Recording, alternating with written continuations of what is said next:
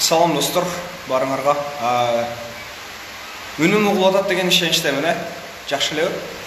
Мүмкін болса, голос бойынша жазып қойсаңыз жақсы olur. Қандай екен жөнінде.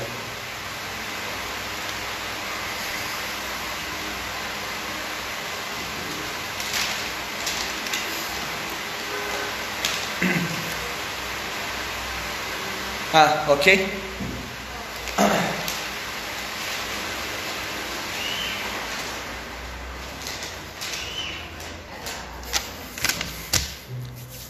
Оғыл жетті, баштай әрелі. Мен өзім бойынша біраз таныстыр өтейін. Менің атым Сабырбек, фамилиям Маликов, жана жоғырда біраз малымат беріп өтішкөн. Қайсым, Энжан. Мен дағы ошол албаручу жоқ, албетте Голкинг сетігінде албаручу кейбір учурларда мен шығып қалдым. Албаручулық қатары. Әлеме алпаручу бүгін өзім болам, өзім алпарам, өзім жооп берем. Окей, биринчи мен өзім жөнүндө тааныштырып өтөйүн. Мен атым Сабырбек, фамилиям Маликов.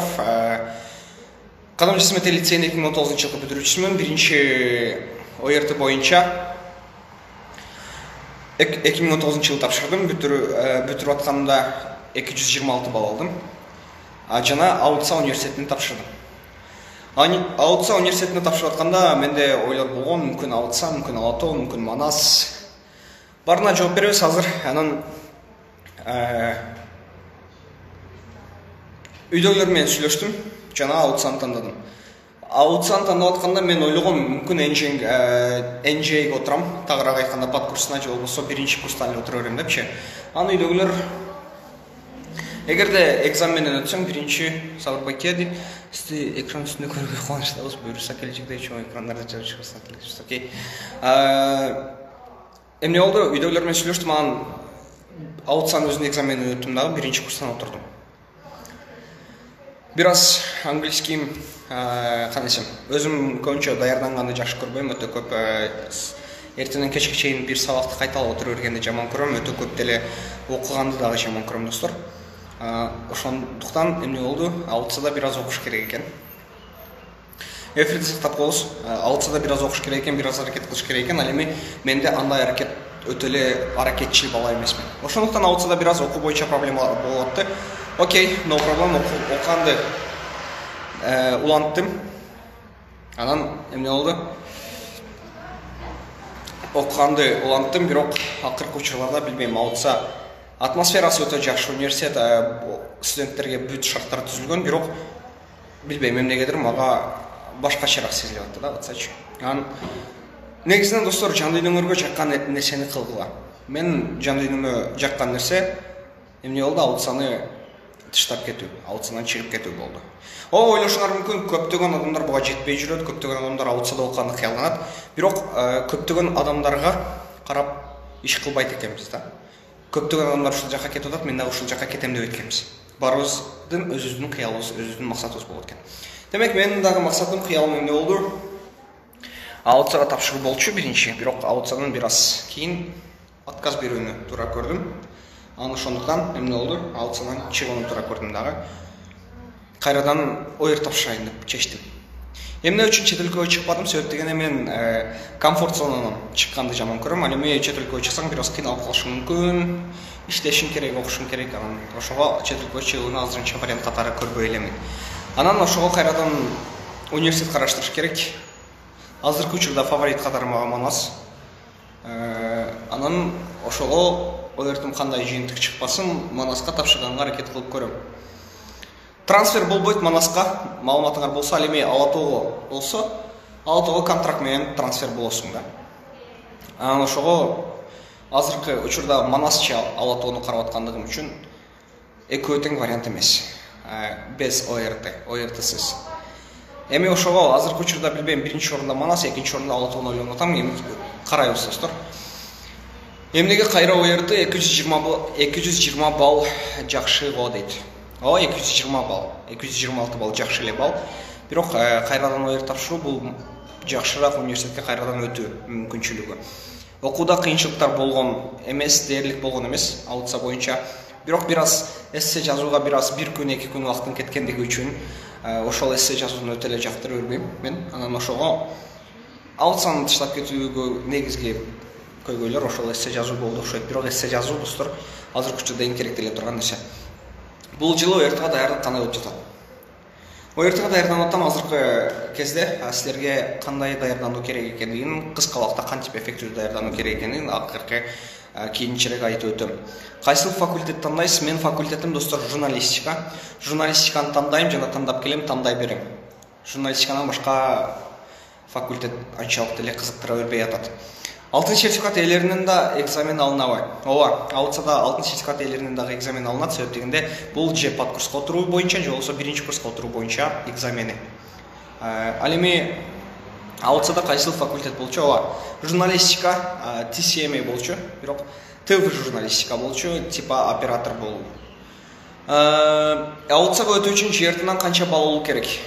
Аутсага өтүү үчүн жертынан негизги 110 балдан жогору алсаңар эле жетиштүү. Ал эми бесплатно өтөм десеңер, бекер окуйм десеңер, анда эмне кылат экенсиңер? Алтын сертификат алышыңар керек же өзүнүн экзаменин өтүшүңөр керек. Аутсада даярдоо курсу барбы? Аутсада даярдоо курсу, английскийге даярдоо курсу билбейм, бирок пад курсу бар. Ал NJ. Ошол английскийге даярдайт, биринчи курска даярдайт. Ал эми кыска убакыттын ичинде кантип эффективдүү даярдануу керек ОРТга? Бул биринчи нерсе суроо, баарыңарга азыркы учурда өтө кыска убакыт калгандыгына байланыштуу. Эмне кылабыз? Бир аз убактыбызды үнөмдөшүбүз керек, көпчүлүгүбүз ОРТга даяр деле болбосок керек. Эми биринчи кыла турган ишибиз Секомдун китеби. Мен дайыма эле Секомду рекламалап жүрөм. Секомдун китебин аласыңар, баарын көчүрүп чыгасыңар. Көчүрүп чыккан өтө көп убакыт кетиши мүмкүн. Демек билбеген темаларыңардын формулаларын жазып чыгасыңар. Бул математика боюнча. Алтын тамгага барган эмесмин, аутсада бюджетке өттүңүзбү? Аутсада бюджетте окугам, бирок азыркы учурда университетим жок. Математиканан мен мисалы азыркы учурда эмне кылып атам? Аскарбек Турсуновдун китебинен берилет пунктациядан дейт. Ошол үчүн былтыркы жылы берилди. Аскарбек Турсуновдун китеби өтө пайдасы тиет, ошону карап койгула. Математиканын билбеген темаңардын формулаларын жазып чыккыла, 1, 2, 3, 4, 5, 6га чейин мисал иштегиле, ошол боюнча бир аз кыйыныраак мисалдарды билбеген темаңарды жазып чыккыла, YouTube'дан түшүнүп чыккыла, ошол жетиштүү. Бул математика боюнча. Билбеген темаңарды эле карайсыңар, болду. Ошол жетиштүү. Ал эми кыргыз тили боюнча эмне кыласыңар? Кыргыз тили боюнча баарын окуп чыгышыңар керек. Бул үчүн 3-4 күн жетиштүү. 3-4 күн жетиштүү. 3-4 күндө баарын карап чыксаңар болот. Аутса эмнеге жакпады? Аутса мен толугу менен жакпады деп айта албайм. Мүмкүн мен аралашып кете албадым да аутсагачы. Аутсанын атмосферасына аралашып кете албадым. Негизинен мен жакын досторум бары Манаста окугандыктан Манаска көп барып калып аттым. Анан чындап айтсам жакын досторумдан айрылышым, алардан башка жакта болушум бир аз кыйыныраак экен да мен үчүнчү. Ошого мүмкүн Манаска тапшырам. Жана көптөгөн жакын досторум Ала Тоодо.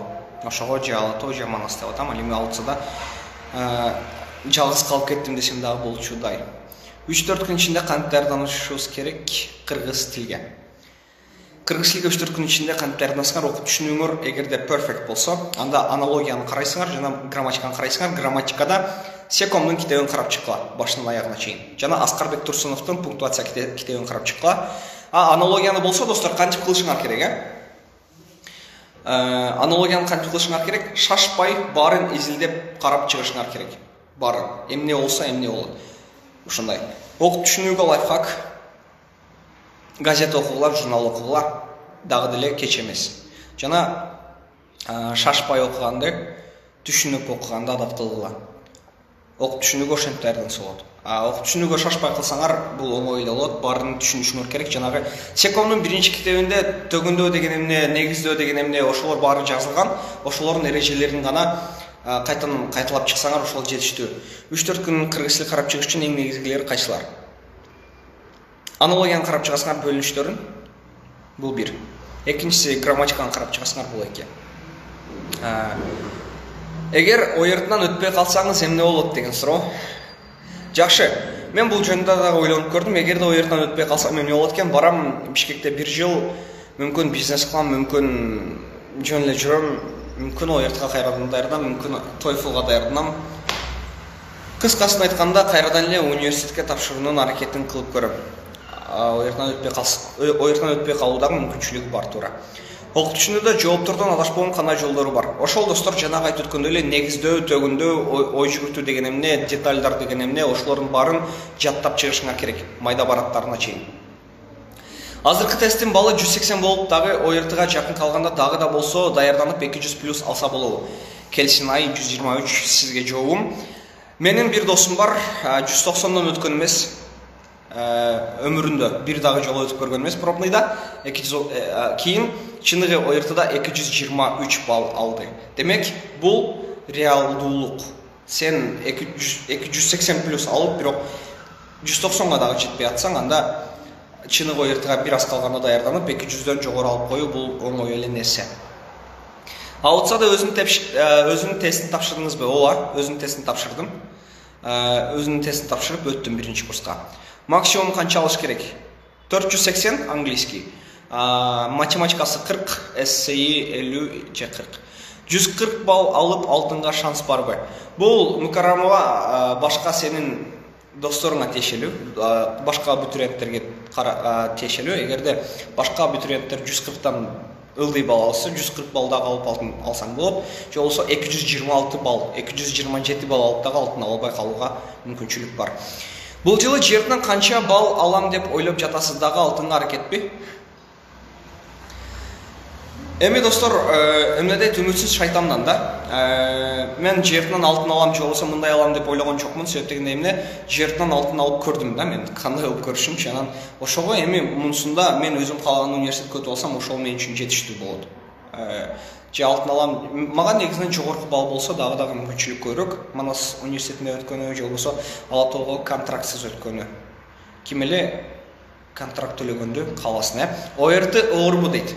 ОРТ өтө жеңил. Эгерде башың иштесе өтө эле жеңил. Былтыры ЖРТда эсиңизде калган суроолор кайсы? Эсимде калган суроолор дээрлик жок. Мен бир нерсени эстеп калуум бир аз кыйыныраак достор. ОРТга эффективдүү кеңеш. Ошол айттым. Китебиңерди аласыңар, баарын бирден карап чыгасыңар, ошол эле. Инстаграмды удалитип койсоңор өзүңөргө пайдалуураак. Алтын сертификат алып аутсага тапшырса, бирок англис тили начар болсо, подкурс окуйт эмеспи? Анан кийинки жылы 1-чи курсу бюджеттик негизде окуйбу? Ооба, окуйт.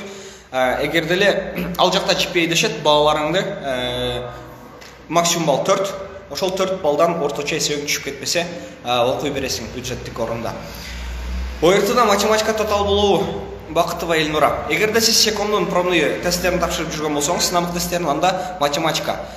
Секомдун пробный тесттериндеги математика суроолорун жакшы билсеңиз, жакшы чыгара алсаңыз, анда сиз үчүн математика татаал эмес. Тандоо алгебрадан кандай даярданууну сунуштайт элеңиз? Кошумча негизде. Бул мен кошумчага негизинен такыр даярданбаганым үчүн айта албайм. Аутсада англис тилинин уровени канча болуш керек? Негизгиси тесттен өтсөңүз болду, ошол жетиштүү. ОРТ оңой болот дешетчимби? Сабырова. Ооба, өтө туура, ОРТ өтө жеңил болот, бирок ага дагы бир аз логика керек. Бурчтар боюнча кантип тест түшүнсө болот? Бурчтар боюнча кантип тест түшүнсө болот? Зигзаг бурчтарын жаттап калуу керек, Z бурчтарын жаттап калуу керек, булар бири-бирине барабар. Ал эми бурчтар бул эң оңой нерселер, достор, до конца иштеп чыгаруу керек. Аягына чейин бурчтарды берип көрүш керек, сандарды чыгат.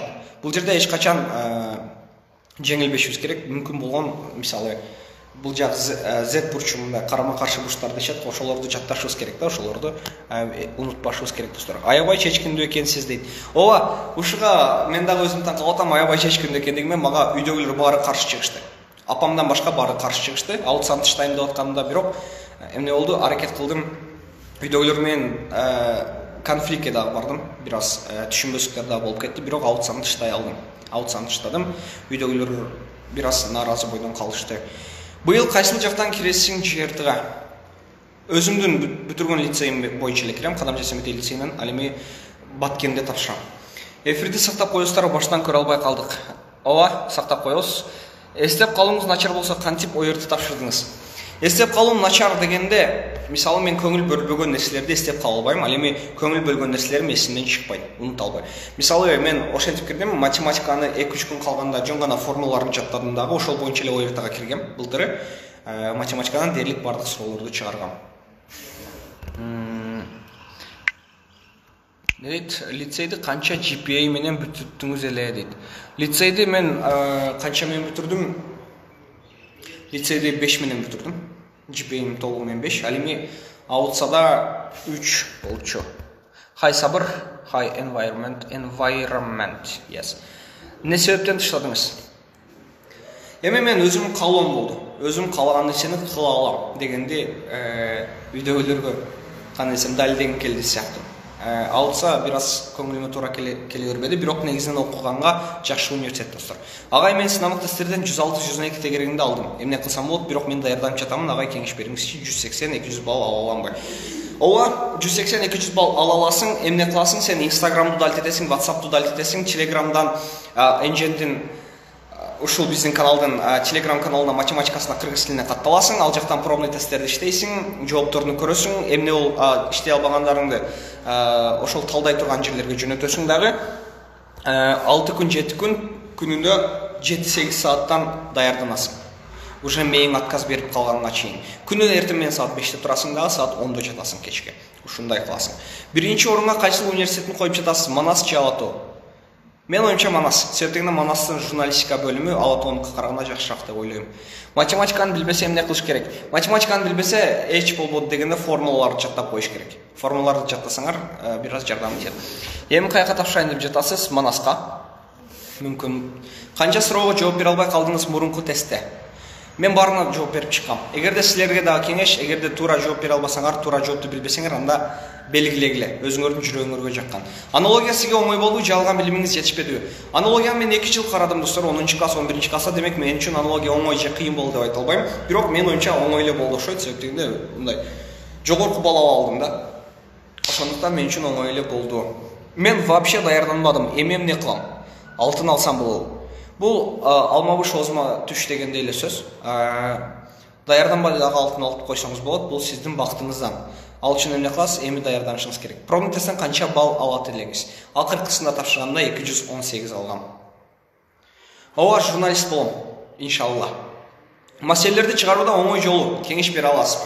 Эми adm.official. Буга өзүңдүн маселеңе карайсың да. Маселелерди чыгарууда баарынын оңой жолу бар. Просто бир аз логика керек, ошол эле жетиштүү. Кийинки кайра ойыртып тапшырып, алтын алса белек алайын деп атат окшойт дейт. Ооба достор, белеги дагы жакшы эле. Мисалы 30 миңдей пайда көрөсүңөр. Бул белек.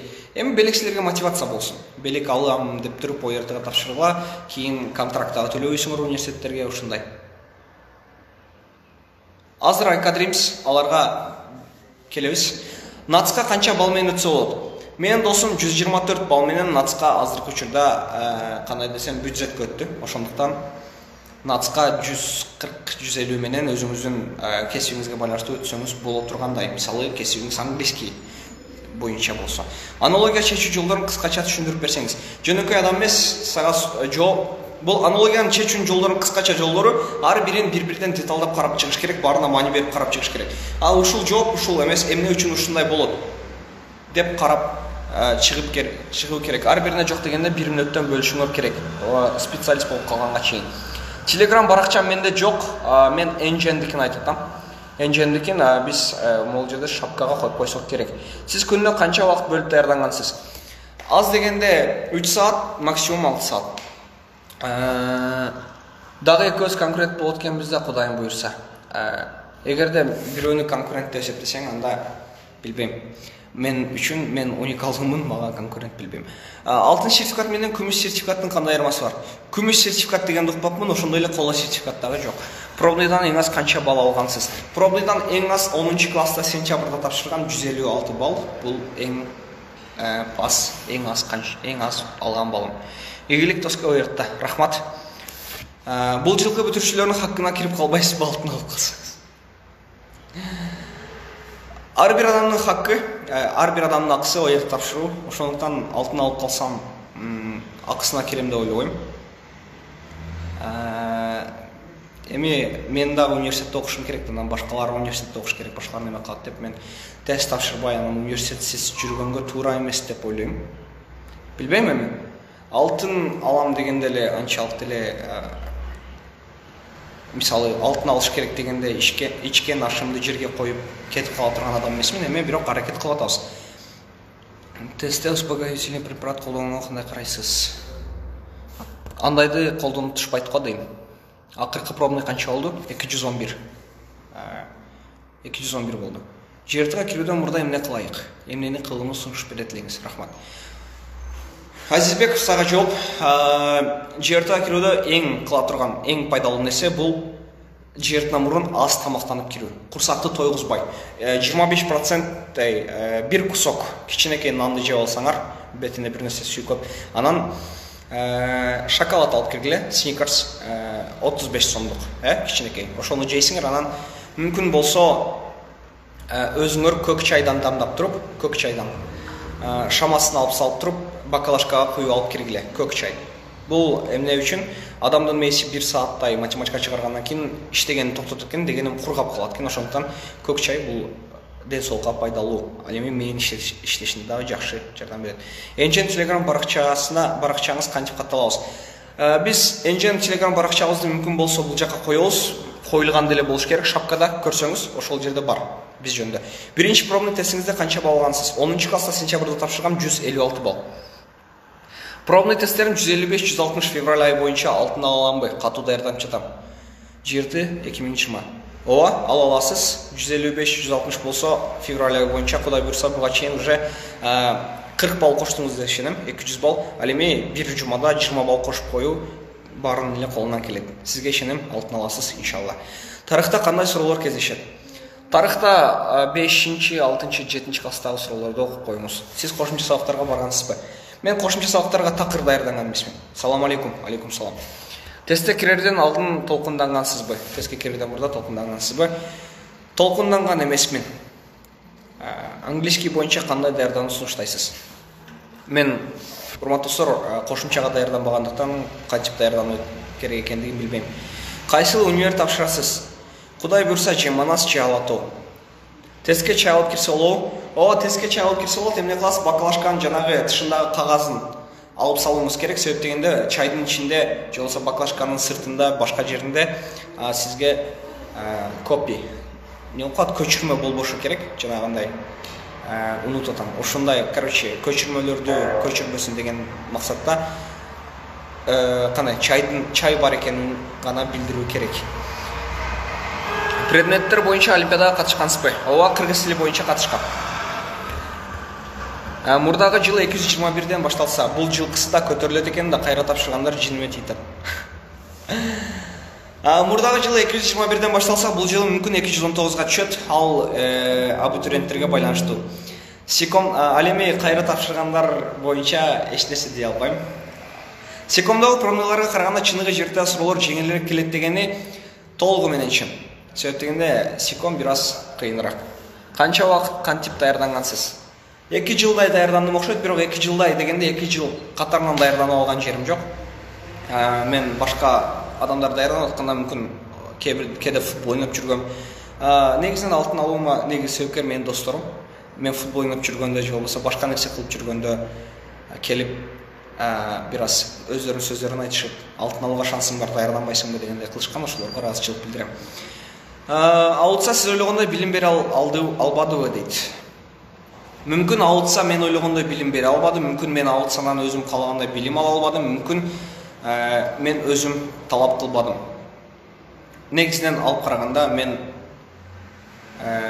ауытсан тыңдаған өкінбейм. Себеп дегенде ал жақта бір жылдың ішінде көптөгөн достору жолуктурдум, көптөгөн тааныштарга ээ болдум дегендей, көптөгөн жакшы адамдар менен жолуктум. Ошонун аркасынан көптөгөн жакшы адамдар менен жолуккандын аркасынан ушул Энжен баракчасын түзүп отурабыз достор. Менин досум менен ушул Алтсада окуганды тааныштырганым үчүн ушундай болгон. Ошондуктан мен Алтсада окуганыма өкүнбөйм. 1 жыл кетти деп дагы анчалык кыйналган жокмун. Кошумча тестте математикадан кандай суроолор болот? Эгерде сизде акчаңыз болсо, анда Компас деген китепти алыңыз, ошол суроолорду караңыз. Бул математикада кошумча тестте келе турган суроолор. Жертыда английскийден суроолор өтө деле татаал болбойт. Мен даярданбай туруп 150дөн 115 бал алам. Демек силер дагы алып кое аласыңар, бир аз даярдансаңар. ОРТга бир күн калганда кайсы сабакты кароону сунуштайсыз? ОРТга бир күн калганда мен сизге жөн гана уктоону сунуштайм. Же болбосо кайсы спортты жакшы көрсөңүз, ошол спорт менен машыгып бир аз көңүл ачыңыз. Акыркы пробныйыңыз канча болгон? Былтыркы эсепти айта турган болсок 218. Бул жылы кече күн тапшырдым 211. Молодцы, досум, суроолорума сынбады. Ачыдым. Окей. Кол саат тагынбагыла дейт, ошол туурабы? Ооба, кол саат тагынганга уруксат бербейт. Меникин деле алып койгон. Даярданганга желание жок болсо эмне кылыш керек? Анда желанияны пайда кылыш керек. Башка эч нерсе дей албайм. Тел катып, ката жазылып кетип жатат. Английский тапшыргансыңбы кошумчага? Оңой суроолор эле болду. Ооба, оңой эле. Секомдагы пробнойларым 160-175 тегереги. Алтын алганга жакыныракмынбы? Ооба, жакыныраксыз. Бул 160-175 дегени 180-190 дегенди түшүндүрөт. Чыныгы ойртман, демек алтын алганга жакыныраксыз, урматтуу тууган. Кийинкиси. Аналогия жөнүндө кыскача маалымат берип өтүңүз дейт. Аналогия жөнүндө кантип кыскача маалымат берем? Бул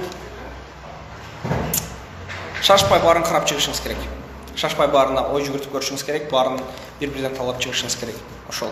211-ди секомдон алдым, ооба. Эмне үчүн сага кайра ОР тапшырууну чечтиң? Эмне үчүн сен? Кесибиң жакпайбы? Мага кесибим жагат, бирок университетти башка алышым керек, ошондуктан кайрадан тест тапшырышым керек. Алтын сертификатты 2 жыл алса болуп, ал жөнүндө маалыматым жок. Мүмкүн берет, мүмкүн бербейт, бирок менде университетим жок болгондуктан мүмкүн беришим мүмкүн. Кесип тандоодо жүрөгүң менен чын кесипти тандоо керекпи, же акчасына караппы? Ушул боюнча кеңирээк айтып берейин, достор. Кесип тандаганда өзүңөрдүн жүрөгүңөргө жакканды тандагыла деп сунуштайм. Себеп дегенде өзүңөр жактырган кесипти эртең менен туруп ойгонгондо мен өзүм каалаган кесипке кетип атам деген нерсе болуш керек. Ата-энеңер айтканды укпайгыла, эске алгыла, бирок ата-энеңердин чечими менен чечим чыгарбагыла, достор. Өзүңөр каалаган кесип тандагыла, себеп дегенде кийин ал кесипти ата-энеңер эмес, силер иштейсиңер. Ошондуктан жүрөгүңөргө жаккан кесип тандагыла. Өзүңөр эмнени кааласаңар ошого тапшыргыла. Морал жактан кантип өзүн даярдаш керек? Морал жактан намаз окуңуз, дуа кылыңыз. Бул өзүнөн өзү даярданып калган деген түшүнөт. Желание бар болсо эмне кылам? Желание бар болсо анда даярданасыз. Айтып атам, жанагыдай эле формулаларды жаттайсыз математиканан, мисалдарды иштейсиз. Грамматиканы карап чыгасыз, ошо. Тест көп иштеген жакшыбы же кайталап чыгыш керекпи? Тест көп иштеген пайдалуураак.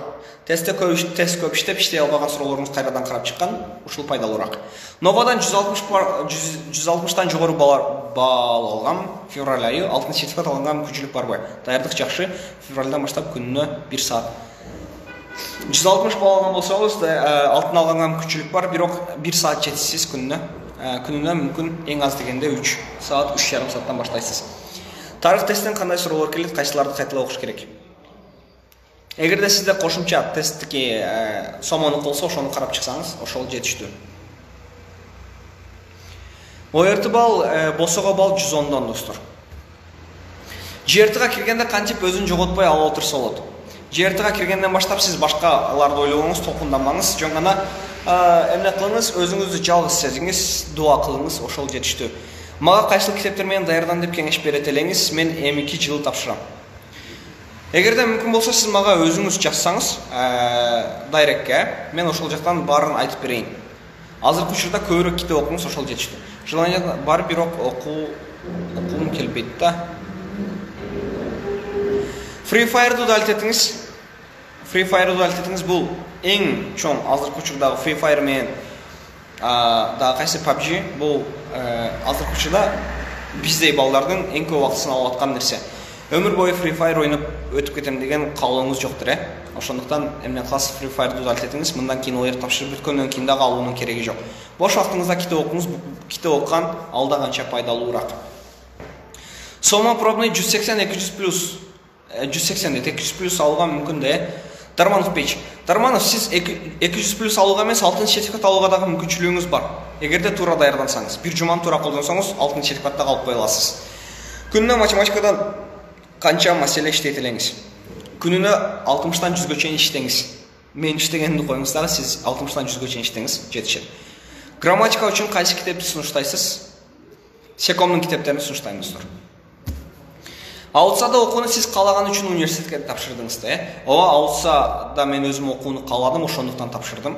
Бирок кийин эмне болду? Аутсаны көрдүм, аутса менен мүмкүн аутса университети менен менин жан дүйнөм туура келбеди. Өзүңүзгө жаккан, баары каалаган эмес, өзүңүзгө жаккан университетте окуганды сунуштайм сизге.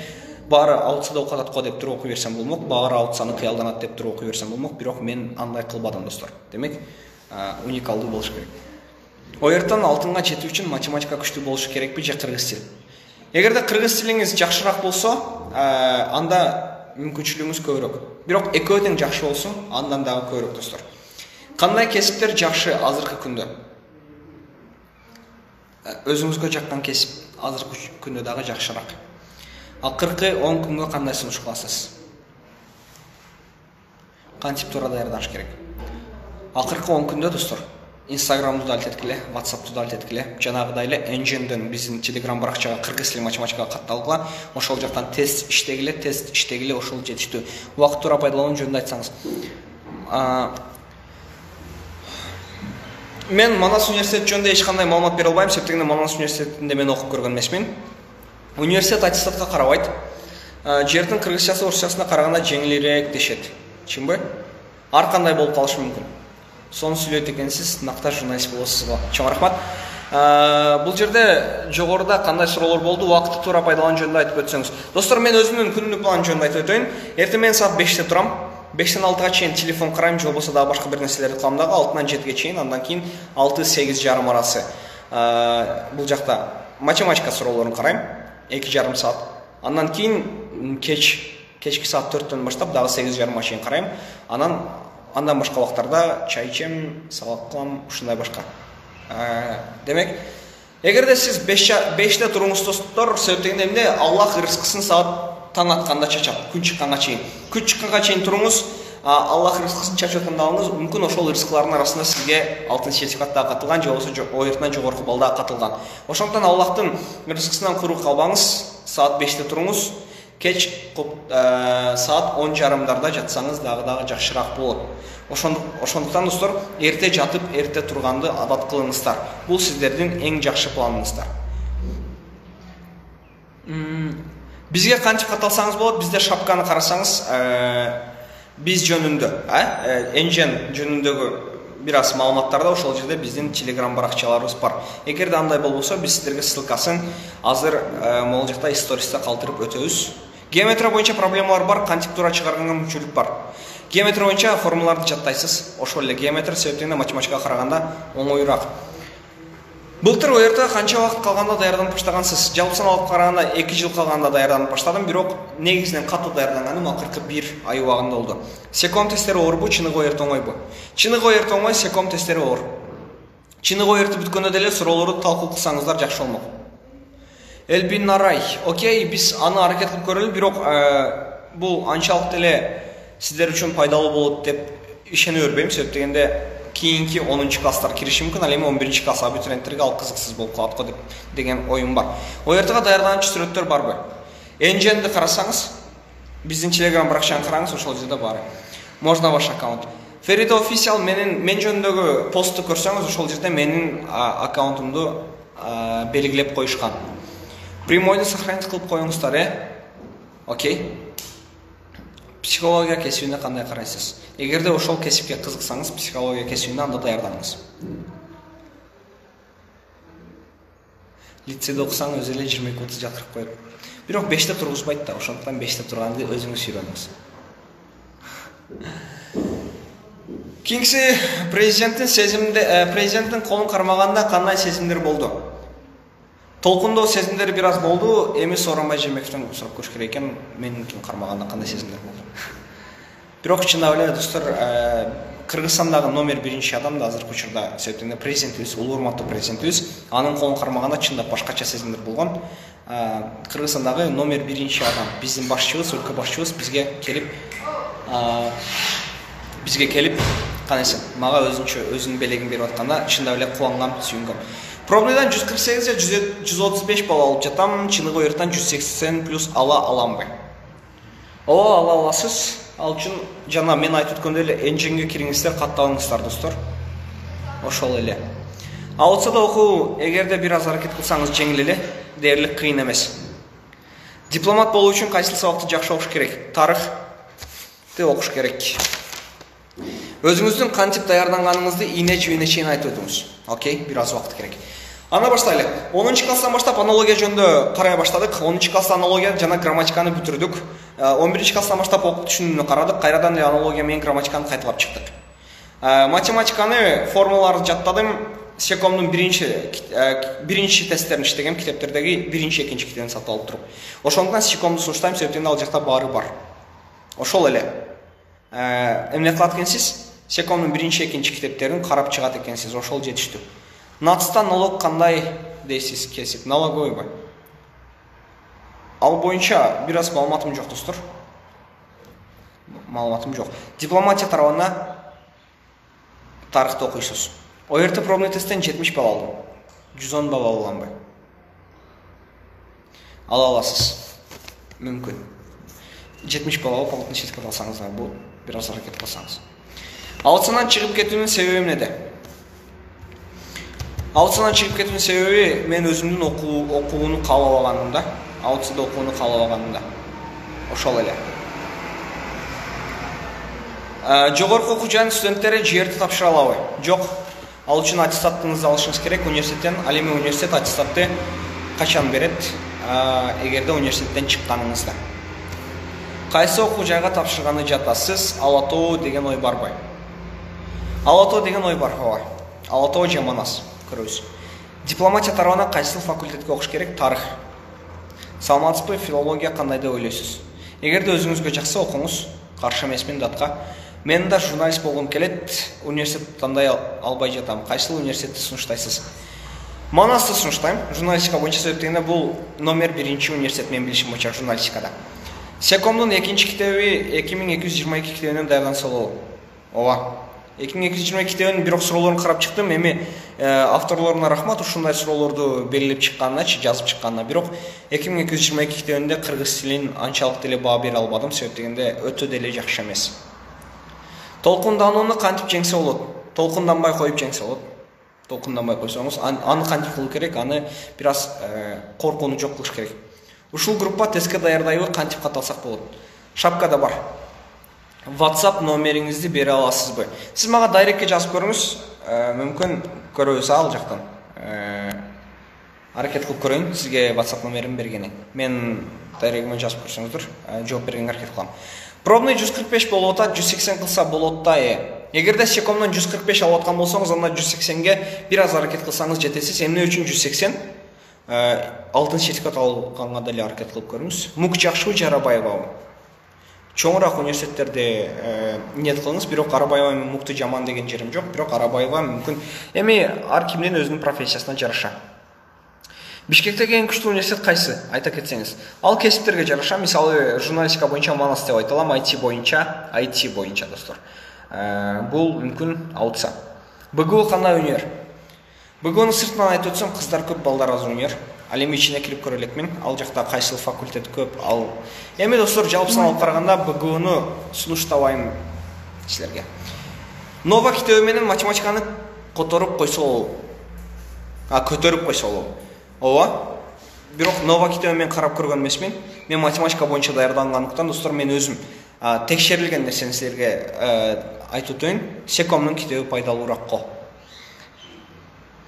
Психология кайсыл предметтен даярданыш керек?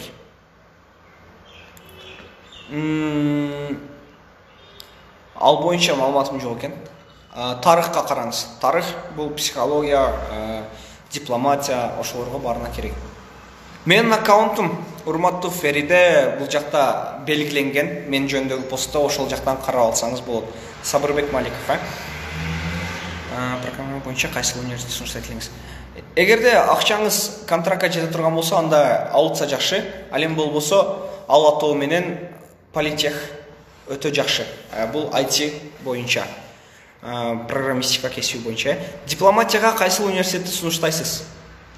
Мен эгерде дипломатия боюнча айта турган болсом, анда Ала Тоодо барып билбейм, бирок Ала Тоо же болбосо Манас же болбосо Алытса. Үчөөнүн карай берсеңиз жакшыраак болот. Секом канча төлөйт сизге реклама үчүн дейт. Мен Секомду реклама кылбай элем. Мен урматтуу достор, барына кеңеш берип атам. Бул биринчиден. Ал эми кеңеш бергенде мен сиздерге чыныгы текшерилген нерселерди беришим керек болгондугу үчүн Секомду айтып атам. Мен себептен Секомдон даярдангам да. Котормочулук боюнча кайсы университет жакшы дейсиз?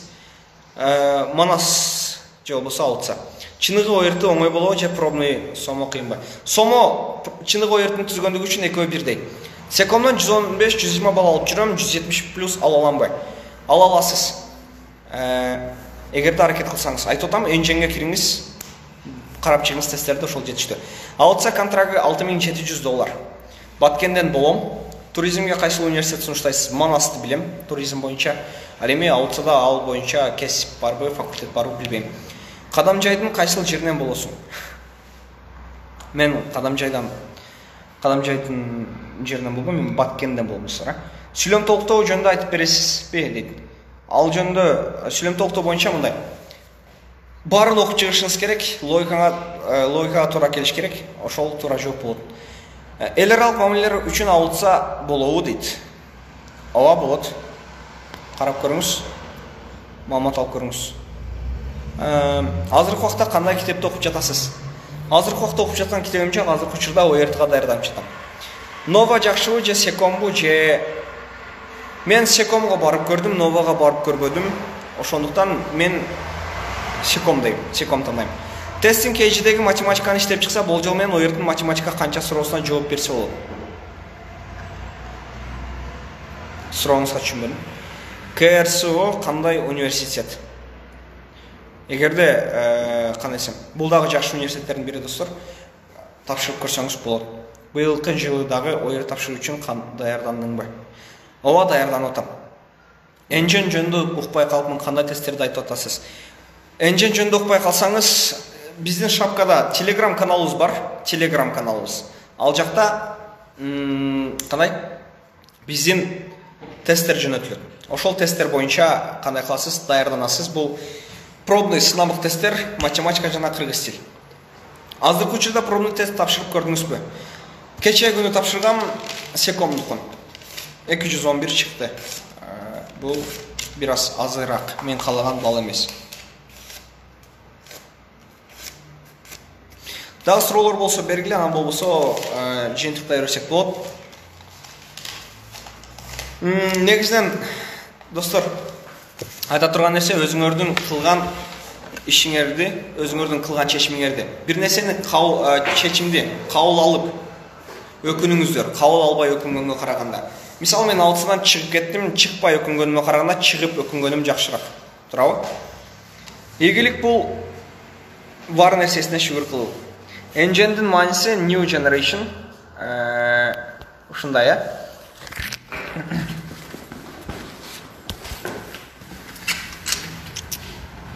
Кайсыл жерден пробный тест тапшырып көрсө болот? Секомдон тапшырып көрүңүз. Мүмкүн башка жактарда эле болот, аларды карап көрсөңүз болот. Engine деген New Generation, жаңы муун достор. Аналогиянын эталондук жуун таппай калганда кайсыл жол жакшы болот? Анда ар бир сөздүн маанисине карап көрүү туурараак болот го деп ойлойм. Пробныйдан канча балл алат элеңиз? Мурунку жылы ар кандай алып жүргөм, көбүнчө 200дөн жогору, же болбосо 190дон жогору дейли. ОРТнын алтын сертификат алуу үчүн кандай сунуштарды айтасыз? Баарын карап чыгыңыз. 7-8 күндө дагы ОРТ алып койсо болот. Алтын сертификат алып койсо болот ОРТнан. Ал үчүн бир аз даярдануу керек. Неге кайра тапшырып жатасыңар? Себептен университетим жок. Университетке тапшырышым керек, университетте окугум келет. Энген тууралуу да эфир кылып айтып берсеңиздер жакшы болмок. Окей, анда карап көрөлү, энген тууралуу мүмкүн бир күн чыгып маалымат беребиз. Кайсыл жерден тапшырдыңыз, секом ачылды либо онлайнбы дейт. Секом ачылган, мен азыркы учурда Баткен шаарындамын, ушул жактан тапшырып атам. Секомдун пробныйын кайдан тапшырам? Эгерде сиз кайсыл жакта болсоңуз, өзүңүздүн жериңизде, мисалы, шаарларда бар, ар бир 7 облуста, ошол жактан карап, ошол жакка барып тапшырсаңыз болот. Окуу жана түшүнүү кантип жакшыртуу керек? Көп китеп окуш керек. Же болсо азыркы учурда газеталарды окусаңыз жакшыраак болот. Окуу түшүнүүгө Чыңгыз Айтматов 8-9 тому сунуштаган. Чын эле окуу түшүнүүгө жардам берет деп ойлойсузбу? Азыркы учурда Чыңгыз Айтматовдун чыгармасын баштабаганыңыз туура, себеп дегенде өтө эле кеч болуп калды. Азыркы учурда ОРТга кайсыл китептер менен даярданып жатасыңар? Секомдун китеби менен эле кайрадан эле. Башка эч кандай менде материал жок. Эмне үчүн жерди тапшырууну чечтиң? Сага журналист кесиби жакпай калдыбы, башка кесиптин ээси болууну каалайсыңбы? Жок, мен журналистика кесибин өтө жакшы көрөм. Журналист болууну каалайм. Мен университетти гана алмаштырууну туура көрдүм ошол учурдан. Не себептен чыгып кеттиңиз абытсада? Просто окууну уланткым келбеди. Мага жашоомо жаңылыктар кириши керек болду. Ошого университетти өзгөртүүдөн баштайын деп чечтим. Стоматология боюнча кайсыл университетти сунуштайсың? Стоматология боюнча же Ала Тоо бар, же кайсыл бар, Мед Академия бар. Мен Мед Академияны сунуштайм. ОРТга даярданам деп кыздар менен сүйлөшпөй койдуңузбу? Бул өзүмдүн жекече сырым. Бул жөнүндө сөз кылуунун кереги жок. Жакшынакай болот экенсиң. Чоң рахмат. Биринчи пробный тест канча алгансыз? 2018 жыл сентябрда тапшыргам. 156 балл. Саламатсыңбы? Быйыл дагы ОРТ тапшырбайлы, справка менен аутсадан башка универге которулсаң болот беле? Эми албетте ар кимдин жеке ою болот дегенде кайрадан биринчи курста окуй дегенибиз дейт. Ооба, аутсадан чыгып, ошонун справкасы менен башка университетке которулсам болмок. Бирок мен Манас же болбосо Ала Тоодо окуганды каалагандыгым үчүн кайрадан ОРТ тапшырышым керек. Себеп дегенде Манаска өзүнүн экзамени болбогондуктан чыныгы ОРТга киришим керек. Ал эми Ала Тоого мен контракт окууга каалабагандыгым үчүн эмне кылышым керек экен? Мен кайрадан ОРТ тапшырышым керек экен. Туура келди. Адресин айтып коесуңбу Секомдун? Эгерде сен Баткенден болсоң, анда ДКнын жанында. Сиз алтын сертификат алдыңыз беле? 226 балл алдым, алтын сертификат алды деп ойлойсузбу? Сиз пробный тесттен канча алдыңыз? 211. Общежитиесинде айта кетсеңиз аутсаныкын. Мен аутсада жатаканасында жашап көрбөдүм, бирок билишим боюнча айына $300 баасы жашоо. Кайсыл университетке тапшырасыз быйыл? Же Ала Тоо же Манас деп атам, экөөнүн бирин карап атам достор. Анан мүмкүн шартка байланыштуу башка университеттер дагы болушу мүмкүн. Фармацевтика жөнүндө айта кетиңизчи. Бул боюнча акчасы жакшы деп угуп келем. Ал эми жакшы бир университет бул боюнча Мед Академия. Аутсадан чыгып кеткениңизге караганда бир ой ойлоп койдуңузга. Ар бир адам планы болот достор. Мен аутсада окуганды жөн гана каалабадым, чыктым. Бул жат көрүнүш эмес, Быйыл 245 балл алам деп. Жок, андай деле рекордду бузуп коеюн деген ниетим жок достор. Секомду жаман эле реклама кылдыңыз го дейт. Мен Секомду реклама кылып аткан жокмун, мен силерге кеңеш берип атам. Башка эч нерсе кылган жокмун. Салам Гүлшода. 226 балл алсаңыз, балким 50 абитуриенттин ичине кирбей калышыңыз мүмкүн да. Ооба, кирбей калышы мүмкүн, бирок былтыры 221 алгандар деле алтын сертификат алган. Ошого карата өзүңүз чыгарып коюңуз. Математиканы кантип өнүктүрөм? Кыргыз тилим жакшы, олимпиадага барчумун. Математиканы формула жаттаңыз, аз убакыт калды, формула жаттап, 2 күндө 2 китепти бүтүрсөңүз болот. Секомдукун дагы эле айтып атам. Жана ал жактан ошол жактагы тесттерди иштеп чыксаңыз болот. Аутса орточо баа 4.0 төмөн болсо бюджеттик орундан чыгарат деп уккам. Ушул чынбы? Жок, 3.2 балдан максимум 4 да. Ал эми 3.2 балдан түшсө, орточо баа сизге 1 жыл убакыт берет. Ал 1 жыл убакытта карап чыгышыңыз керек. Өзүңүздүн балларын көтөрүшүңүз керек. Эгер быйыл сиз 230 балл алсаңыз, примерно сизге алтын сертификат береби? Мүмкүн берет, мүмкүн бербейт. Мен оюмча берсе керек 230 балл алсам. Бирок мынчалык алышыма ишенбейм, себептен даярдыгым жакшы эмес. Эфир сақталады. IELTS TOEFL тапшырған білеңіз. Тапшырған TOEFL пробный бирок жооп чыккан эмес. OERT-ны кантип көтөрсө болот, OERT-ны кантип көтөрүшүңүз керек? Жана айтып өткөндөй эле биздин Engine баракчабызга кириңиз, Telegram каналда. Ошол жактан көбүрөөк мисал иштеңиз. Алтын аласыңбы быйыл? Эгерде силер дуа кылсаңар алсам болот, аракет кылсам алсам болот, бирок менде аракетим жакшы эмес, андыктан силер дуа кылгыла. Кайдан көрө алабыз кайтадан? Бизде достор, маалыматыңар жок болсо айтып өтөйүн, бизде YouTube каналыбыз бар. YouTube каналыбызга дагы Engine KG деп эле киребиз. Ошол жакта биздин көпчүлүк эфирлер бар. Гүлшада эже менен прямой эфир кылыңызда. Окей, кайрадан сунуштап көрүңүз. Гүлшада эжеңиз сулуу, ошону менен кылып көрөлү. Секомдун кыргыз тилинин тесттеринин жообун кайдан алсак болот?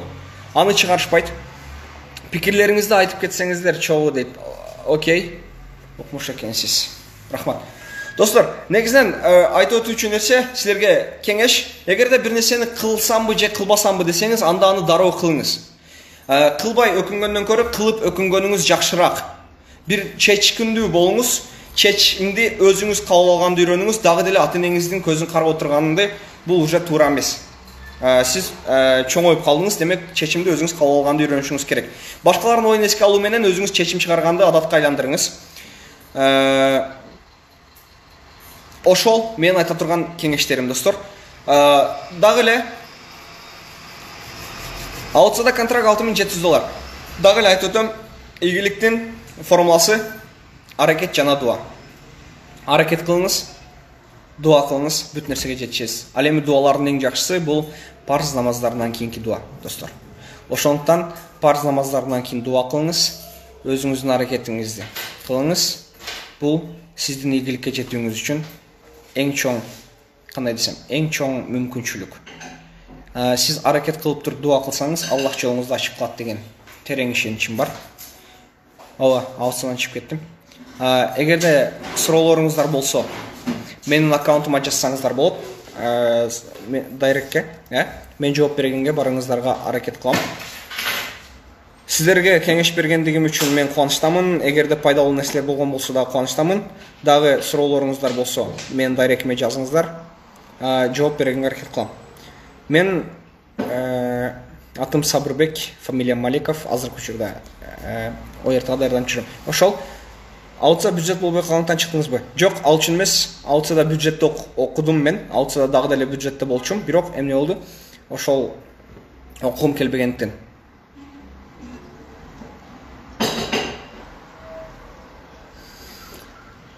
Формуларын өзүнчө бир китебин билбейм. Окугум келген жок Гүлшада, ошого чыктым. Сени менен окугум келбеди. Ошого. Чоң рахмат көңүл бурганыңар үчүн. Ана биз бүтүрөр эле, эфирди сактап коебуз. Нарын лицейинен салам болсо, Нарын лицейине салам, Нарындын бүтүрүүчүлөрүнө салам. Аккаунтум Сабырбек Маликов. Ошол.